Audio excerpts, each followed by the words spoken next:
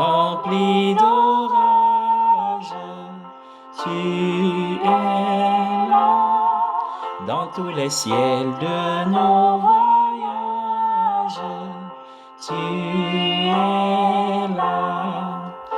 es là au cœur de nos vies, et c'est toi qui nous fais vivre.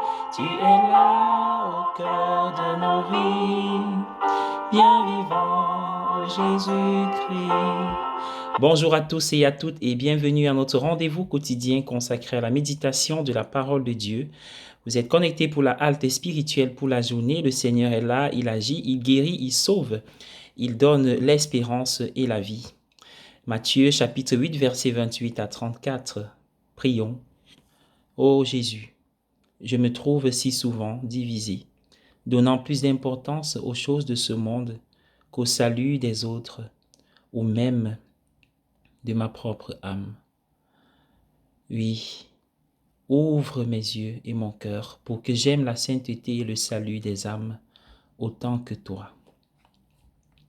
Amen. Le péché de la tourmente. Deux démoniaques qui sortaient des tombeaux vinrent à sa rencontre. Il s'agissait de deux personnes tourmentées et en esclavage. Grâce au diable, leur état était grave, voire fatal. Mais n'est-ce pas notre réalité chaque fois que nous permettons au péché d'entrer dans notre vie? Lorsqu'une âme s'éloigne de Dieu, elle devient distante, froide à son égard, et peut même devenir agressive par peur ou par haine. Dans leur échange avec Jésus, les âmes dont il est question dans ce passage ont fait toute la conversation par agitation extrême. Jésus s'est contenté de les regarder sans crainte et en gardant le contrôle.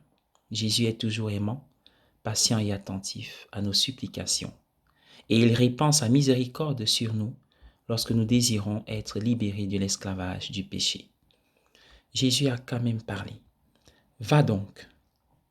Jésus n'avait pas prononcé un mot jusqu'à présent. Mais les démoniaques savaient qu'il les expulserait à un moment donné car le bien parfait l'emporte toujours sur le mal. Jésus ne voulait pas qu'ils soient esclaves du péché. Il ne le veut pas non plus pour nous. Jésus veut que nous soyons libres de le suivre vraiment et d'aimer ce qui est bon, vrai et beau, tel qu'il a été.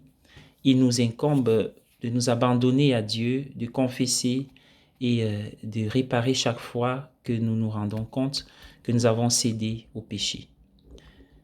Ils ont banni Jésus. Ils le supplièrent de quitter leur quartier. Parfois, les gens ne veulent pas le bien des autres, surtout si cela exige de sacrifier leur propre confort ou leur sécurité. Les habitants de ce quartier n'étaient pas heureux pour les démoniaques qui avaient été guéris. Ils étaient plutôt effrayés et préoccupés par les revenus qu'ils avaient perdus lorsque Jésus avait jeté les démons dans leur port.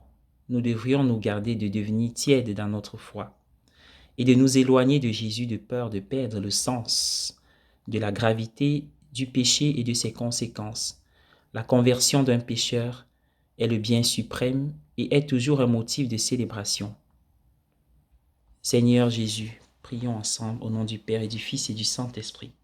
Seigneur Jésus, aide-moi à ne jamais m'habituer au péché dans ma vie, mais à te chercher avec un cœur sincère afin qu'aucune tache de péché ne marque mon âme. Fais de moi un amoureux plus passionné du salut des âmes, afin que je puisse appeler les gens à se libérer au péché par ta grâce. Seigneur, aujourd'hui, je reste mon cœur ouvert à ta grâce, à ton amour. Amen. Au nom du Père et du Fils et du Saint-Esprit. Amen. Bonne journée à tous.